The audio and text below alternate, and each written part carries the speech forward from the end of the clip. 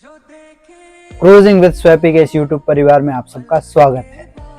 आज के इस वीडियो में मैं आपको बताने वाला हूं कुछ ऐसी ट्रिक्स जिनके साथ आप बहुत ही आसानी के साथ क्रूज शिप का इंटरव्यू क्रैक कर सकते हैं। जी हाँ, तो आज का ये वीडियो होने वाला है उन सभी साथियों के लिए जिनको क्रूज पे आना है और जो तैयारी कर रहे हैं इंटरव्यू पास करने के लिए।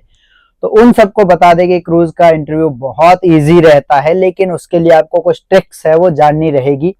तो इस वीडियो में बात करते हैं। सबसे पहली जो आपको ट्रिक है, आपको कुछ आता हो कुछ ना आता हो डजंट मैटर, आई कांटेक्ट आपका एकदम बराबर होना चाहिए इंटरव्यूअर के साथ में, जैसे आप अपने किसी दोस्त के साथ रखते हैं। सेकंड थिंग है, आप वेल ग्रूम्ड होके जाइए। अगर आप बियर्ड आपके फेस पे सूट करती हो तो आप बियर्ड में जाइए। कोई जरूरी नहीं है आप क्लीन से होके जा रहे हो, दाढ़ी मूछ हटा के जा रहे हो, फिर आप बहुत ही अजीब से दिख रहे हो, आप खुद का कॉन्फिडेंस डाउन कर देते हो। होता क्या है ना, हम क्या समझते हैं, मैं दाढ़ी और मूछे हटा के जा रहा हूं इंटरव्यू देने के लिए, तो क्या होगा कि सामने वाला मेरे को पहली बार देख रहा है तो उसके लिए कुछ नया नहीं है, उसको नॉर्मल दिखेगा। आप जैसे हो आप उसको अच्छे दिखोगे, लेकिन आपका खुद का जो कॉन्फिडेंस होता है वो बहुत डाउन हो जाएगा, 50% तक डाउन हो जाता है, क्योंकि आप एक नए लुक के साथ जा रहे हो और आपको ऐसा अंदर ही अंदर फील होता है कि मैं बहुत अजीब दिख रहा हूं, और उस अजीब अजीब के चक्कर में आप क्या बोलना चाहते हैं क्या बोल जाते हैं, और उसके कारण में आपको रिजेक्शन में हो जाता है। तो मेक श्योर आपका जो प्रोफेशनल लुक है, जैसा आप प्रेजेंट में रह रहे हैं वैसे ही जाइए। अगर आपको इंटरव्यू पूछता है तो बोलना कि मेरा पासपोर्ट में यही फोटो है, मैं इसी के साथ हैप्पी हूं। और अगर आपको मेरे इसके रिगार्डिंग मेरे से कोई प्रॉब्लम है, अगर आपको मेरी बियर्ड से रिगार्डिंग कुछ इश्यू आ रहा है मेरे को सेलेक्ट करने के लिए, तो आई एम कंफर्टेबल कि मैं इसको हटा सकता हूं, मैं कंफर्टेबल हूं इसको हटाने के लिए भी, तो कोई इश्यू नहीं है। तो इस चीज का खास ध्यान रखें। थर्ड चीज, आपका बोलने का लहजा धीमा और धीरे होना चाहिए। आप कितने भी इंग्लिश में फ्लुएंट है, लेकिन ऐसा मत दिखाइए कि मेरे को बहुत ज्यादा इंग्लिश आती है, मैं ये हूं वो नहीं। आप एकदम धीरे धीरे बात कीजिए इंटरव्यूअर से और एकदम काम रिप्लाई दीजिए धीरे से, ताकि वो समझ पाए। कई बार ऐसा होता है अपन खुद को 30 मार खान समझते हैं, बहुत फास्ट बोलते हैं और अपना एक्सेंट इतना खराब होता है कि अपन बोलते सही है लेकिन उसके कानों तक गलत जाता है और अपना इंटरव्यू रिजेक्ट हो जाता है। अगर आप कितने भी अच्छे हैं, दिमाग में सोच के बोलो और आराम से और ठंडे दिमाग से बोलो, like yes sir I can do, if you are not comfortable, if company is not provide me and give me permission to make beard, so it's fine, I am able to, I am comfortable to remove it and blah blah blah। जैसा आपको जो word से suit हो उस word के हिसाब से आप अपना सेंटेंस बनाइए और उनको चिपका दीजिए। लेकिन हाँ, कॉन्फिडेंस इतना अच्छा होना चाहिए कि उसको ऐसा लगना चाहिए कि नहीं यार ये बंदा बहुत इजीली बहुत आराम से बात कर रहा है, इसका मतलब इसको एक्सपीरियंस है। अगर आप इंटरव्यू देने जा रहे हो आपके माइंड में एक बात दिखा लीजिए कि आपको काम से रिलेटेड 3 क्वेश्चन मिलेंगे, डिप्लोमेटिक आपको 7 क्वेश्चन मिलेंगे। कहने का मतलब है ये फिक्स नहीं है, बट ऑलमोस्ट 3 और 7 का रेशियो चलता है। जहां आपको काम के रिलेटेड 3 ही क्वेश्चन पूछे जाएंगे, वहीं आपको डिप्लोमेटिक क्वेश्चन 7 पूछे जाएंगे, क्योंकि क्रूज शिप पे डिप्लोमेटिक क्वेश्चन की बहुत डिमांड रहती है, क्योंकि आपको मेंटल चेक किया जाता है, मेंटली कितने प्रिपेयर्ड हो, आप काम में बहुत अच्छे हो।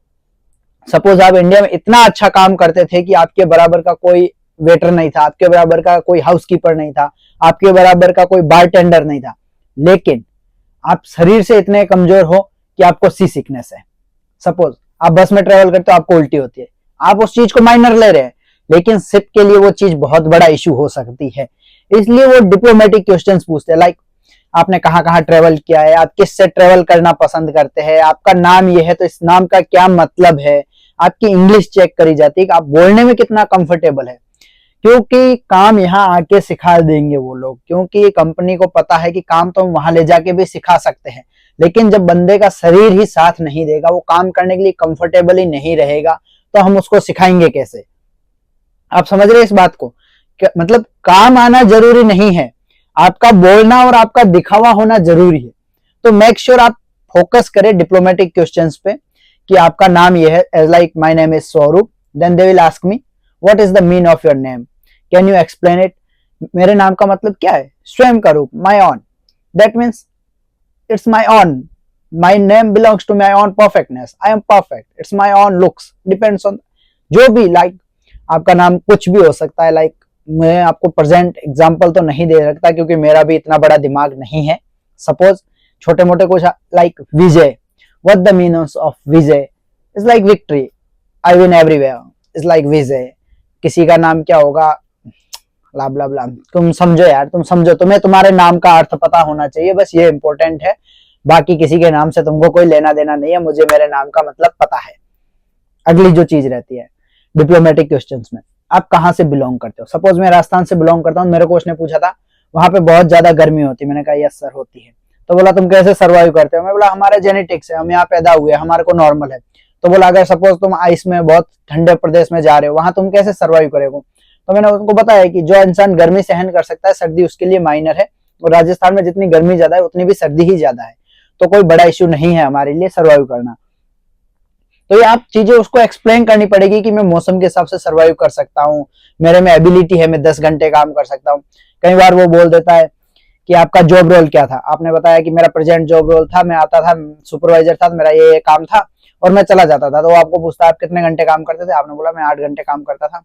तो वो पूछता है जब आप इंडिया में 8 घंटे काम करते थे, क्रूज शिप पे 10 से 12 घंटे काम है, पूरा डिफरेंट काम है, तो आप वो कैसे कर लोगे। तो उनको समझाइए कि हमने आईटी में 15-15, 16-16 घंटे काम किया है, हमको हैबिट है, हम कर सकते हैं। इंडस्ट्रियल ट्रेनिंग में हमने 18 घंटे भी ड्यूटी करी है, तो 10 घंटे बहुत छोटी चीज है हमारे लिए, हम कर सकते हैं।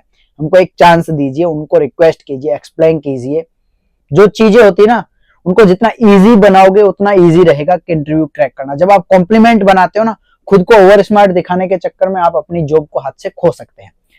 तो ओवर स्मार्ट ना बने, प्यार से ठंडे दिमाग से काम से सोच के जाइए। बहुत सारे क्वेश्चन है। सपोज आज मैं आपका इंटरव्यू ले रहा हूं, तो मेरे माइंड में 100 क्वेश्चंस रहेंगे, लेकिन वहीं अगर आप इंटरव्यू देने वाले हैं तो आपके माइंड में 200 क्वेश्चन रहने चाहिए। ऐसा माइंडसेट होना चाहिए। मैंने आपको 4 से 5 बातें वीडियो में बताई। मेरे जैसे बहुत सारे यूट्यूबर है, कुछ तो बड़ी बड़ी हस्तियां हैं, उनके वीडियो देखिए। अगर आप एक दिन में 5 क्वेश्चन प्रिपेयर करते हो, एक महीने में आप कितने ही क्वेश्चन प्रिपेयर कर जाओगे। और रट्टा नहीं मारना है, अपने सूटेबल इंग्लिश के हिसाब से ही सेट करो। बड़े बड़े वर्ड्स यूज मत करो जो खुद को ही समझना या खुद को ही बोलने में कंफ्यूजन हो रहा हो। छोटे छोटे सटीक इंग्लिश के साथ बोले, उसको लगना चाहिए बंदे को इंग्लिश आती है। बड़े बड़े कुछ ऐसे वर्ड यूज मत करो जिसको बोलने में आप खुद ही कंफर्टेबल नहीं हो, तो दूसरों से क्या उम्मीद करोगे कि वो अच्छा आपको समझेंगे।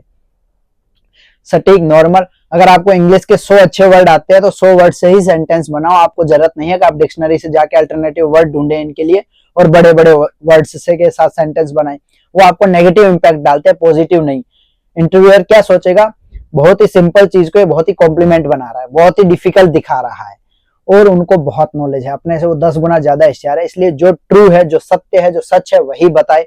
झूठ बोलना, ओवर स्मार्ट बनना, ये सब चीजें आपको महंगी पड़ जाएगी।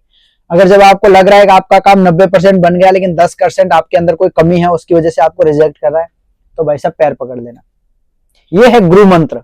जब आपको लग रहा है कि आप 90% पास हो गए हैं और 10% की वजह से आपको इंटरव्यूअर फेल कर रहा है, सपोज आपका एक्सपीरियंस सही था, सब कुछ सही था, और इंटरव्यूअर ने आपको बोला कि आपकी इंग्लिश थोड़ी वीक है तो हम आपको रिजेक्ट कर रहे हैं, तो आप उसके पैर पकड़ लो।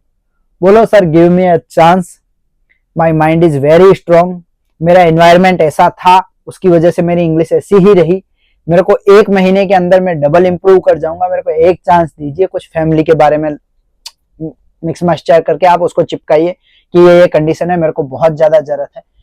अगर इंटरव्यू अच्छा हुआ, साफ दिल के हुआ, तो आपकी किस्मत खुल जाएगी। नहीं भी हुआ तो वो कौन सा आपके गांव आपके दोस्तों को दिखाने वाला है कि इसने मेरे साथ ऐसा ऐसा मेरे को बोला, नहीं ना, कुछ फर्क नहीं पड़ता है।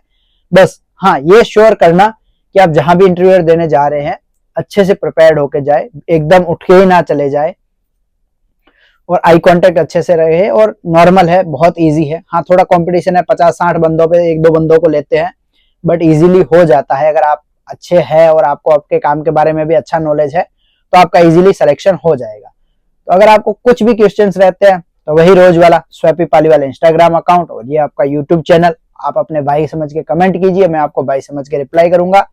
और भी क्रूज इंडस्ट्री के बारे में कुछ जानना है तो आप बेशक कमेंट कीजिए। मिलते हैं नेक्स्ट वीडियो में, बाय बाय।